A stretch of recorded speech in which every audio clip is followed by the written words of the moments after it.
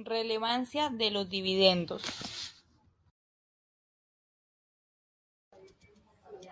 Esta teoría, también llamada la teoría del pájaro en mano, surge en 1963 para refutar la irrelevancia de los dividendos. Se busca aumentar la rentabilidad requerida por los accionistas o inversionistas en sus inversiones. La lógica está en que los inversionistas son reacios al riesgo y prefieren los dividendos actuales a dividendos futuros. Los supuestos están en que todas las inversiones se financian mediante ganancias, la firma tiene una vida indefinida y todas las ganancias se distribuyen. Se le critica a esta teoría que la empresa en la vida real no se financia exclusivamente de las ganancias retenidas, que el costo del capital no permanece constante ni los riesgos de la empresa. Tampoco las tasas de rendimiento son constantes, ya que esto cambia con el monto de la inversión. La irrelevancia de los dividendos fue una teoría expuesta en 1961, cuyos autores sostuvieron que la política de dividendos no tiene ningún efecto sobre el precio de una acción de una empresa o en su costo de capital, y por ello toda política en este sentido es irrelevante. Está basada en 5 supuestos: la inexistencia de impuestos, la inexistencia de costos de emisión y transacción, que la política de dividendos no repercute en el costo del patrimonio, que la política de inversiones es independiente de la política de dividendos, que los inversionistas y los administradores poseen la misma información acerca de las perspectivas de inversión. Las principales críticas es que los supuestos sobre los cuales se desarrolla la hipótesis no sean realistas, pues un mercado perfecto no existe, y tanto los inversores como la firma tienen que pagar impuestos, y los inversores rara vez tienen acceso a la misma información que los gerentes. Diferencias fiscales. Esta es otra teoría acerca de las preferencias de los inversionistas sobre los dividendos. Esta se basa en los efectos que tienen los impuestos sobre los dividendos, ya que una tasa de impuestos a la que esté gravada puede convertirlas en las ganancias de capital. Se puede dar que los inversionistas no reciban las ganancias del capital, sino que sean diferidas en el pago de los impuestos. También es probable que una empresa con un alto grado de concentración en los accionistas, cuyas cargas impositivas son altas, prefieran pagar tasas bajas de dividendos. Modelo residual del dividendo. Este modelo afirma que las empresas solo deben repartir dividendos después de considerar las oportunidades rentables de inversión que tengan. Los elementos básicos de este modelo son las decisiones de inversión, las cuales están relacionadas con las oportunidades, la rentabilidad requerida y el riesgo. La estructura óptima del capital. En las condiciones actuales de financiamiento interno y externo, la empresa maximiza su valor y por tanto debe mantenerla. Disponibilidad de financiamiento. Involucra la evaluación de elementos macroeconómicos como la situación fiscal y tasas de interés e internamente el costo de las utilidades retenidas frente al costo de emisión de nuevas acciones. Por ejemplo, la estructura óptima de capital de la corporación ABC es 70% deuda y 30% patrimonio, y una inversión con valor presente neto positivo requiere 100 millones. La empresa debe retener 30 millones de sus utilidades y tomar 70 millones de financiamiento para mantener su estructura de capital.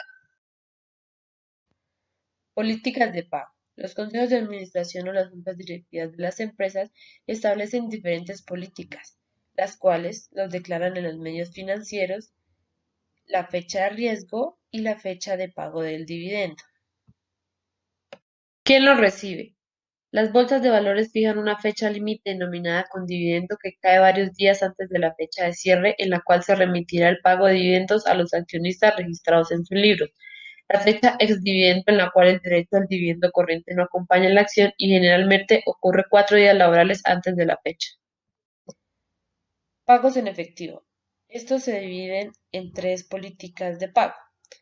Políticas estables. Pago efectivo fijo en cada periodo. En este caso, las empresas incrementan el pago regular únicamente cuando exista un aumento comprobado de utilidades. De esta manera, el riesgo es bajo y los dividendos se mantienen.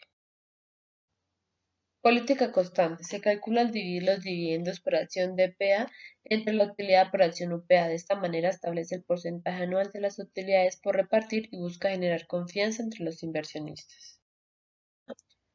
Política de pago corriente bajo más 1.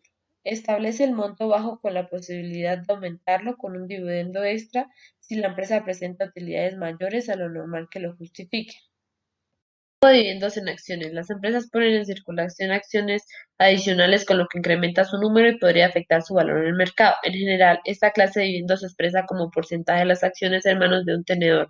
Así, si la empresa paga un 5% de dividendos en acciones, un accionista con 100 acciones recibiría 5. Para la empresa, el pago de dividendos en acciones significa conservar el efectivo para operar el negocio y dar algo a cambio al inversionista. Desde la perspectiva contable, su movimiento es una transferencia de fondos entre cuentas del patrimonio. Esta adición de acciones no involucra distribución de los activos y por tanto no altera ni el valor del patrimonio ni el capital contable de la empresa. Split o división de las acciones. Es un cambio hacia arriba o hacia abajo en el número de acciones autorizadas sin alterar el valor del patrimonio de la empresa emisora, es decir, cada accionista podría tener un mayor o menor número de acciones, pero su valor total sigue siendo igual al de la acción ordinaria. El split puede realizarse 2x1, 3x1, 4x1, denominado split down. Es decir, una acción se convierte en 2, 3 o 4 acciones de igual manera, podría efectuarse el split up. Es decir, dos acciones se convierten en una acción entre otros. Su principal objetivo es regresar el precio de mercado de las acciones a un rango de comercialización adecuado, es decir, a un precio que sea más asequible para los inversionistas o a un precio adecuado en el mercado. En general, el split lo realizan las empresas con un crecimiento inusual en los dividendos o cuando en un momento dado el precio de las acciones alcanza niveles muy altos y por tanto es necesario situarlo en un rango de mercado que les permita comerciabilidad y el acceso a nuevos accionistas. Contablemente sus efectos son nulos. Recompra de acciones. Estos programas se utilizan como parte de las políticas de reestructuración de capital para tener acciones disponibles para planes de participación a los empleados o como mecanismos de adquisición o venta de una división o subsidiaria de la empresa. Ventajas. Es vista como una señal positiva por los inversionistas y muchos estudios demuestran aumentos en los precios de las acciones. Disponibilidad de acciones para los planes de compensación a los empleados. Las empresas podrían buscar un capital más tarde a costo menor. Es imposible convertir la recompra de acciones en una actividad regular por factores fiscales y de mercado. La recompra es importante cuando las empresas cambian su estructura de capital o disponen de una liquidez excesiva generada por la venta de activos. Implicaciones en utilidades por acción UPA.